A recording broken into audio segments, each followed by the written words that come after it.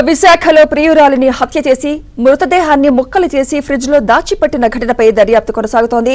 Indian నేవీలో air craft technician గా పనిచేస్తున్న రవీంద్ర ప్రియురాలు మౌనికను అతి కిరాతకంగా హత్య చేశాడు. మృతదేహాన్ని ముక్కలు చేసి వాటిని ఫ్రిడ్జ్ లో పెట్టి కాళ్లు చేతుల్ని కాల్చేసినట్లు పోలీసులు గుర్తించారు. హత్య తర్వాత నిందితుడు పోలీసులకు లొంగిపోయాడు.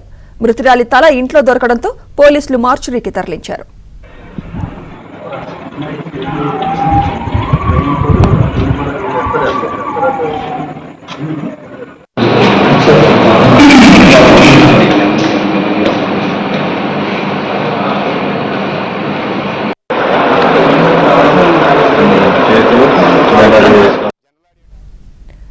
వీరిద్దరి మధ్య కొన్నేళ్లుగా వివాహేతర సంబంధం ఉంది. 2021లో మింగిల్ యాప్ లో రవీంద్రకు మౌనిక పరిచయమైంది. నిందితుడు తనకు పెళ్లైన విషయాన్ని మౌనికకు చెప్పకపోవడంతో గొడవ మొదలైంది. అయితే ఆమె తరచూ డబ్బులు డిమాండ్ చేయడంతో విసుగు చెంది చంపేసినట్లు పోలీసులకు రవీంద్ర తెలిపాడు. ఇప్పటిదాకా 3,50,000 రూపాయలు ఇచ్చినట్లు తెలిపాడు. ఆన్లైన్లో కత్తిని ఆర్డర్ పెట్టి పథకం ప్రకారమే హత్య చేసినట్లు వివరించాడు.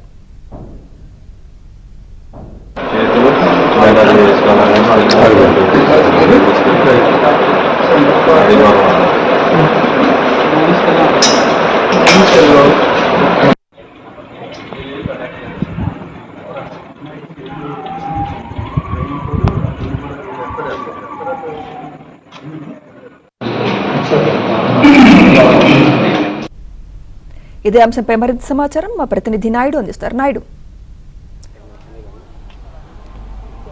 సుమిత్ర, ఇప్పుడు ప్రస్తుతం మనం ఏదైతే గాజువాక్లో ఉన్నటువంటి ఎల్వి నగర్లో ఉన్నామో, ఇప్పుడు మనం చూస్తున్నటువంటి అపార్ట్మెంట్ ఏదైతే ఉందో ఈ అపార్ట్మెంట్లో ఫస్ట్ ఫ్లోర్లోనే కీర్తి ఎన్క్లేవ్ కనిపిస్తుంది. ఇందులోని ఫస్ట్ ఫ్లోర్లోనే ఏదైతే మౌనిక అనేటువంటి యువతని ఇక్కడ రవీంద్ర హత్య చేసినటువంటి ఘటన ఇప్పుడు వెలుగులోకి వచ్చింది. ఇది నిన్న మధ్యాహ్నం సమయంలో ఈ ఘటన జరిగినట్లు మనకి తెలుస్తుంది.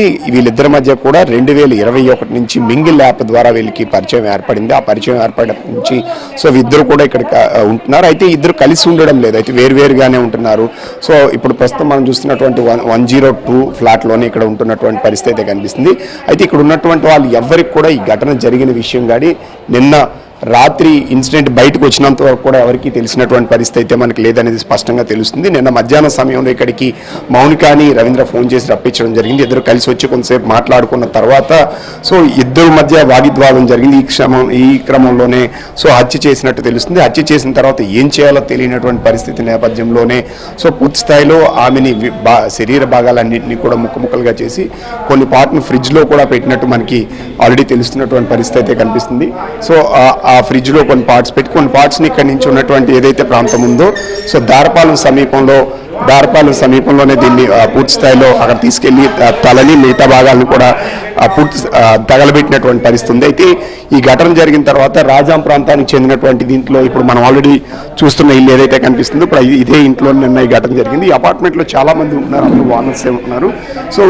ఎవరైతే యజమాని ఉన్నాడో ఈయనకి 1 ఏడాదిన్నర క్రితం ఇక్కడికి అద్దెకి ఇచ్చినట్టు ఆయన చెప్తున్నటువంటి పరిస్థితి. నాకు వివాహం కూడా అయింది, భార్య ఉన్నారని చెప్పి కూడా చెప్పినటువంటి పరిస్థితి. అయితే రవీందర్కి కొంతకాలం క్రితమే వివాహం జరగడం జరిగింది. ఆల్రెడీ ఒక 3 నెలల పాప బాబు ఒక బిడ్డ కూడా ఉన్నారని చెప్తున్నారు. వీళ్ళు ప్రస్తుతం అయితే రాజాంలోనే ఉంటున్నారు.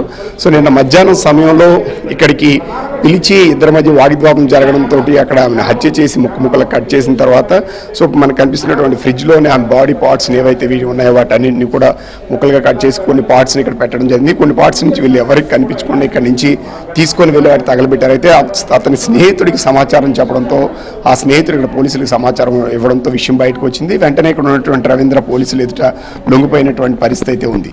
ఎవరైతే మౌనిక ఉందో మౌనిక గత కొంతకాలంగా కూడా ఈవెంట్స్ కానీ మిగతా చేస్తున్నారు. మౌనిక ఈవెంట్స్ అవి చేస్తుంటుంది. ఇద్దరి మధ్య కూడా కొంతకాలంగా పరిచయం అయితే ఉన్నటువంటి పరిస్థితి అయితే ఉంది. కొన్ని ఈవెంట్స్ కూడా వీళ్ళిద్దరు కలిసి వెళ్ళినటువంటి పరిస్థితి ఉంది. అయితే చంపడానికి ప్రధాన కారణం ఏంటంటే వివాహం అయిందనే విషయంలోనే, ఎందుకంటే ఇంతవరకు రవీంద్ర వివాహం అయిందనే విషయాన్ని చెప్పలేదు, నాకు దాచిపెట్టాలని ఇద్దరి మధ్య వివాదం జరిగినట్టు తెలుస్తుంది.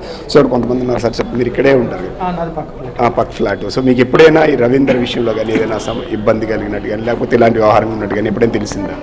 లేదా, రవీంద్ర చాలా అతను మంచి వ్యక్తి అండి. అతను మంచి వ్యక్తి, అతని పని అతను చేసుకునేవాడు. మార్నింగ్ లేవడం, జిమ్కి వెళ్ళడం, రావడం, డ్యూటీకి వెళ్ళిపోవడం, ఈవినింగ్ రావడం, అంతే.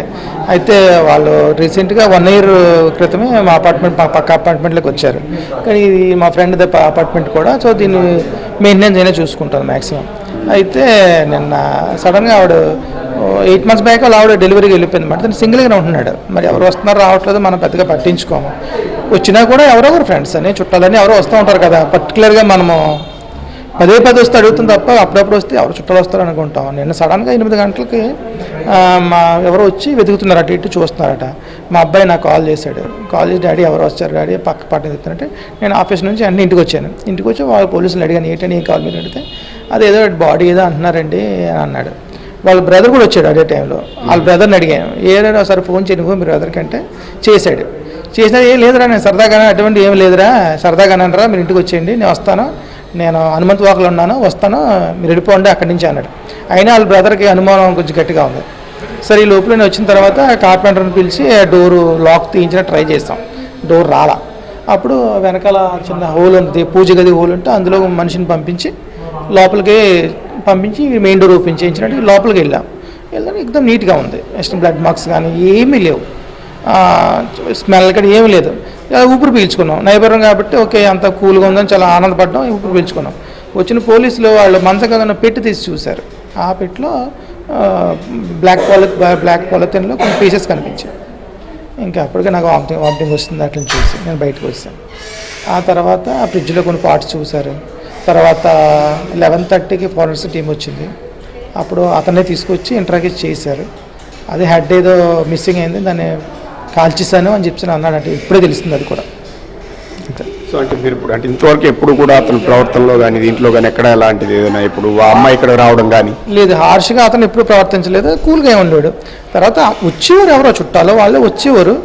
పర్టికులర్గా ఆ అమ్మాయి ఫేస్ అయితే మాకు సో ఇప్పుడు వివాహం అయిన తర్వాత భార్యతో ఇక్కడ ఎప్పుడైనా కొన్నాళ్ళు 1 or 2 months ఉన్నారు ఇక్కడ. ఆ అమ్మాయి ప్రెగ్నెంట్ కదా, అప్పుడు డెలివరీకి వెళ్ళింది ఆ అమ్మాయి. ఆ తర్వాత ఇతనే ఉండేవాడు. ఇతని ఫ్రెండ్స్ అప్పుడప్పుడు వస్తా పోతా ఉండేవారు అంతే. నేబర్స్ కూడా చెప్తున్నారు ఇక్కడ చాలా కాలంగా ఆల్రెడీ ఉంటున్నప్పుడు కూడా ఎప్పుడు ఎలాంటి ఇబ్బంది లేదు, తన పని తాను చేసుకునేవాడు. సో నేను ఘటన జరిగిందంటే ఇప్పటికీ మేము నమ్మలేనటువంటి పరిస్థితి ఉందని చెప్పి వీళ్ళంతా చెప్తున్నటువంటి పరిస్థితి. అయితే వీళ్ళిద్దరి మధ్య 2021 నుంచి కూడా పరిచయం ఉంది. పరిచయం ఉన్న తర్వాత కూడా కొంతకాలం తర్వాత వీళ్ళ మధ్య గ్యాప్ రావడం జరిగింది. అయితే వివాహం అయినటువంటి విషయం తెలిసిన తర్వాత మళ్ళీ మౌనిక ఇద్దరి మధ్య మళ్ళీ పరిచయం ఏర్పడడం, సో ఇద్దరి మధ్య కూడా వివాదాలు నడుస్తున్నాయి. నాయుడు మౌనిక అన్మ్యారీడేనా? ఆ బంధువులు ఏమంటున్నారు ఈ ఉదంతంపై? సో మౌనికాకి వివాహం కాలేదు. మౌనికాకి ఇద్దరికి కూడా ఏదైతే మింగిల్ చాటింగ్ యాప్ ద్వారా ఇద్దరికి పరిచయం ఉంది.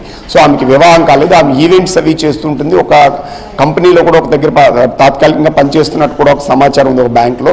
అయితే ఈ బయట ఏంటంటే ఎక్కువ బయట ఈవెంట్స్ చేయడానికి వెళ్తుంటుంది. సో ఇప్పటికి కూడా ఈ రోజు తెల్లవారి వరకు కూడా సో మౌనిక తల్లిదండ్రులకి రవీంద్రతో పరిచయం ఉన్నట్లు కానీ లేకపోతే రవీంద్రతో సంబంధం కలిగి ఉన్నట్లు కానీ ఇప్పటివరకు తెలియదు అని చెప్పి వాళ్ళ తల్లిదండ్రులు చెప్తున్నటువంటి పరిస్థితి. నిన్న కూడా తను ఈవెంట్కి వెళ్ళి ఉంటుందని చెప్పి భావించినటువంటి పరిస్థితి. ఈరోజు తెల్లవారుజామున మీడియాలోను మిగతా చోట్ల ఆమె ఫోటో రావడంతో ఒకసారి వాళ్ళ తల్లిదండ్రులు భయానికి గురై ఇక్కడికి ఏదైతే మన పోలీస్ స్టేషన్కి వచ్చిన తర్వాత పూర్తిగా ఏం జరిగింది ఏంటనే వివరాలు తెలిసినటువంటి పరిస్థితి ఉంది. వీళ్ళిద్దరి మధ్య పరిచయం ఉన్నట్టు మౌనిక తల్లిదండ్రులు కానీ కుటుంబ సభ్యులకు కానీ ఎవరికీ తెలియనటువంటి పరిస్థితి, అలాగే ఇక్కడ ఉన్న వాళ్ళకు కూడా తెలియనటువంటి పరిస్థితి.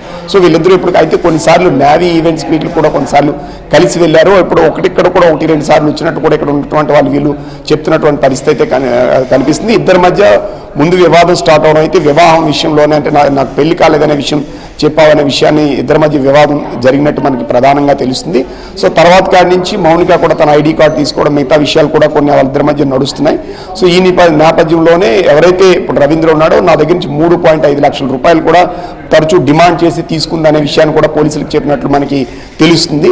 సో ఈ నేపథ్యంలోనే తరచూ వేధింపులకు గురి చేస్తుందనే నేను క్షణిక ఆవేశంలో ఇక్కడ పిలిచి ఆ మాట పెరిగిన క్రమంలో ఆయన్ని హత్య చేశారని కూడా పోలీసుల సమక్షంలో ఆయన ఒప్పుకున్నట్టు ఎవరైతే రవీంద్ర ఉన్నాడో ఒప్పుకున్నట్లు కూడా తెలుస్తుంది. ప్రస్తుతం విచారణ అనేది పోలీస్ స్టేషన్లో ఆల్రెడీ కొనసాగుతుంది. ఎందుకంటే పోలీసులు అతను అదుపులోకి తీసుకొని అసలు పూర్తిగా ఏంటి ఇద్దరిపైన ఎలాంటి సంబంధం ఉంది ఏంటి అనే విషయాలపైన తెలుస్తుంది. సో ఎవరైతే ఇప్పుడు రవీంద్ర ఉన్నాడో అతని రాజాం ప్రాంతం, అక్కడి నుంచే సో అతని భార్యది కూడా రాజామే. సో ఆమె ప్రస్తుతం బేబీ కాన్పునివ్వడంతో ప్రస్తుతం ఆమె కూడా అక్కడే ఉంటుంది. ఇక్కడ తను ఒక్కడే ఉంటున్నాడు అనే విషయాన్ని ఇక్కడ పొరుగున ఉన్నటువంటి వాళ్ళు కూడా వీళ్ళు చెప్తున్నటువంటి పరిస్థితి అయితే మనకి తెలుస్తుంది. Right, thank you Naidu.